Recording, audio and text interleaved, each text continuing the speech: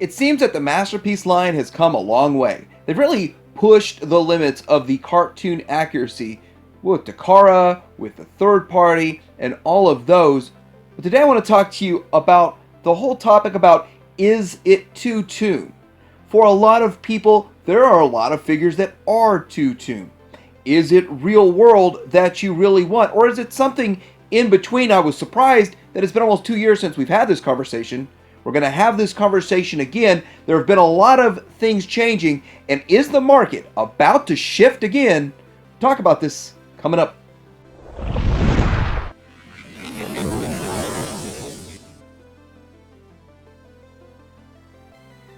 So when you talk about the Toon topic or the cartoon animation topic, when it comes to the Masterpiece figures, there's kind of the discussion of where the MP01, the very first Masterpiece that came out, was full of diecast and felt real world. It felt like if the character was existing in the real world, that's what it would look like.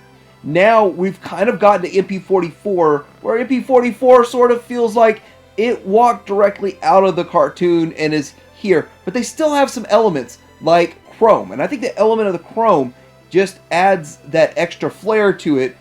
But some people would say they like something more in the middle, and that's sort of what MP10 gave us. But what side of the coin are you on? Where are you at? We're going to move on with this. Since Takara is more or less the trendsetter here, they did usher in the Toon, the Hyper Toon look. And with this, people say, and I can't disagree with them, that Ironhide and Inferno were the beginning of all this. See, this was before the Plus line, and there is no Plus version of these. If there was a Plus version, hopefully they fixed the hip skirts on the Ironhide. But with the Inferno, it actually came with swappable front grille. You could swap that front piece out and have a more Toon look, or you could have the chrome look and make it look more real world. So you had options there. So if you wanted to stay in the older type of more real world, you could stay there. If you wanted to upgrade into Toon, you could upgrade into Toon. But after a while, you just stopped losing those options. So then we get into the whole Plus line here, where they started changing the paint, making them look a little simpler, more simple in the paint scheme, adding the blue windows so it looks more like what you saw in the cartoon, and they raised the price. So instead of like a $60 carbot, it was an $80 carbot, which is kind of funny that that was one of my big hangups back then, and nowadays we're not thinking about $80 anything. It's $100 mini bots now. Isn't it kind of funny? 2 years ago when we had this discussion, the $80 price point was one of my biggest problems with the Plus line. But still, I did kind of like the Plus line. I did like it, even though I had the originals. Getting the Plus ones, I think they looked a little bit better on my shelf, but a lot of other people did not like the Plus line. They did not like it to go that Toon. And of course, just repainting the exact same figure, not making any changes to the mold or upgrades to the mold, and that's what they did with that Plus line. So they carried it on with the likes of Hound. When they came out with their Hound, and the Hound does look super Toon. And it's not the real world aesthetic that you would see in the earlier ones, and it does look good. I like the way Hound looks. I like everything about it, but again, this is still in line with the Hyper Toon. So there's not going to be a need for a Plus version Hound, because he's already in the Plus world. He's living as a Plus figure.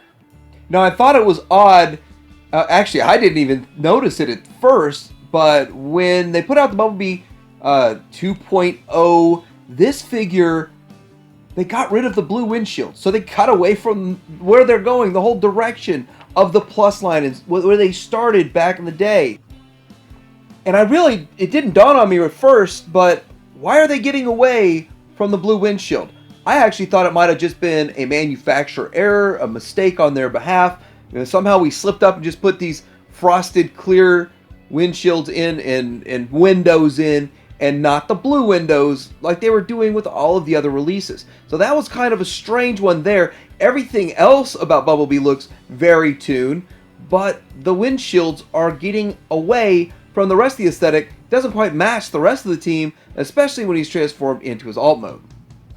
Now, I was all on board with the Hyper Toon look, and then X-Transbots comes along and starts jumping on the Hyper Toon look themselves and reissuing a couple of their figures. Now, reissued their Aegis or their Trailbreaker in more of a Toon deco. Now, these two side by side in the picture, they don't look that much different, but they are vastly different in person. And the white stands out as just, instead of the chrome looking silver, just looks cheaper. It just doesn't look as premium of a product. This is the first run they put out. I think it looks better. The blacks are darker and deeper, so they had a more muted color in there, so it's almost like a charcoal, and I just don't think it looks as good. I just don't think the second one that came out looks as good as the first version that came out with this one here. And that's when I was like, well, I'm a Hyper Toon kind of guy. This is Hyper Toon. Why am I not liking the Hyper Toon as much? Same thing with their hoist, the Pian. And I didn't have the first version of Pian. I passed on it because I just didn't like the design as much. But after time went by and watching a couple of reviews and talking to people, I realized this is actually a really accurate version. And then now you get the Hyper Toon accurate version they just recently put out. And I got it, and I like it. It's okay. But again, it does feel like it's not as premium as the first one they put out. So I'm kind of thinking I would have rather had the first version they put out, and it would have been a little bit more premium. So maybe even diehard Hyper Toon fans like me are realizing maybe that's not the best way to go. So this is one of the reasons that Fans Toys is so successful, and Fans Toys does shine, literally. The thing is that they're able to take a very Toon aesthetic, give it a real world feel, and it really is a hybrid. I think that's the best way to explain Fans Toys. They don't look Hyper Toon. They don't look like they're just something completely off base from the media. They match the media, but they don't look Hyper Toon. And they still look interesting. They still have some real world, some actual elements to it to make it feel like this thing came out of the screen, is still Toon accurate, but has a bit of real world premium look to it. I actually feel like some of their earlier figures were less finished and had more of a Toon look, a less premium look to them than what they've been putting out lately.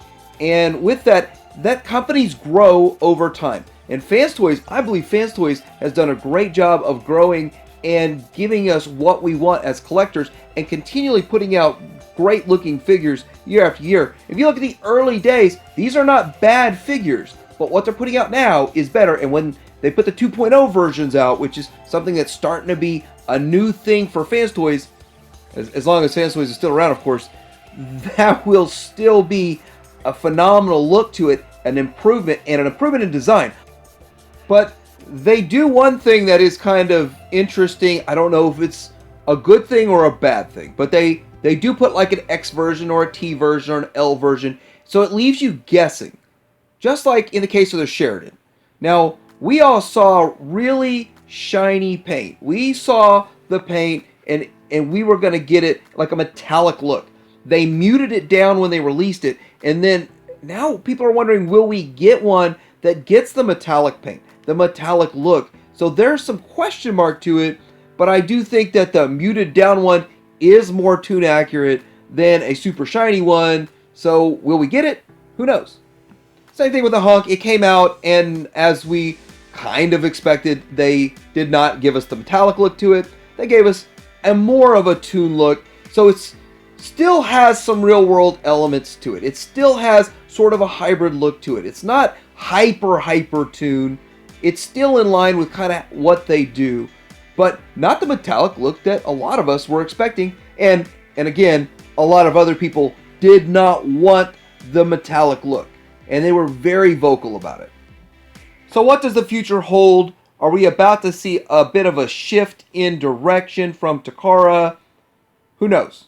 But some people are pointing out with the skids that they are talk points of hybrid with it. And when I think hybrid, I think cartoon and real world. They're also talking about a simpler transformation that should make it a smoother transformation, a simpler transformation. I'm okay with that also. But they haven't talked about that again since since they made one statement about the hybrid situation and left it alone.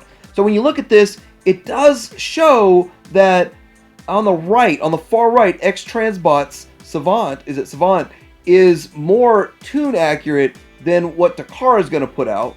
But again, I mean, the Toon is weird looking, but it takes the Toon look and gives it some sort of respectful, tasteful look. And that one's a good figure. Then you look to the left, and we've got the toy version, and you're kind of like, well, are we going closer to toy or closer to Toon? Which direction are they going? It's possible that Takara is going to go closer to mirroring the toy. I doubt it's going to be like a across the board. Well, I know it's not across the board, but it might be something they do with a handful of characters. Showing homage to the toy is nothing new to Takara. They did it with their plus version of, this is funny, the plus version of Megatron, because this Megatron here was already tuned, the MP36 was already tuned, so they made a toy version, which it does look very interesting. This is an interesting looking version, and the chromed parts look great. Overall, it's definitely a figure that is going to draw your eye on the shelf. And it really seems like X-Transbots is toying around with the toy versions of their figures. Yeah, they're toying around with it. Now, the youth version of the Minosaur, there's a lot more to this than we're just repainting our figure. They're adding an extra little car to the chest, and there's going to be, I think there's going to be sticker decals on it too. I don't think this is all going to be paint apps. I think it's going to be sticker decals, but I might be wrong on that. But when you think about it, the accessory pack, I just recently reviewed that, and the accessory pack itself, that does show quite a bit of toy homage in that accessory pack. It's almost like this is more for your toy or youth version than for the standard release, and definitely not at all for your G2 release, in my opinion. I mean, it doesn't match the colors unless they do this again with the G2 colors, but again, this is an interesting change that X-Transbots is going through. They're also going through their premium change, where everything they're talking about is premium and premium price. So thinking a little bit more about what else Takara's got up their sleeve, it's interesting how we did finally get an appropriately colored version of Shockwave. Now, again, you could say, was the first one closer to Toon? I looked at probably 10 or 15 different stills that I captured myself, and I gotta say that the Toon is actually directly in between these two colors. Some cells may be closer to one than the other, but it's more now what's your preference. Do you want to buy the 220 or whatever recolored plus version of Shockwave going forward? But this brings about another question. Why did we not get a plus repaint or a Hyper Toon repaint of Soundwave? Because Soundwave kind of carries on that whole hybrid where it's a little bit real world, but a little bit Toon-esque. And I think they did a pretty good job with the figure overall. He looks good the way he is. I mean, obviously, I'm happy with mine on the shelf.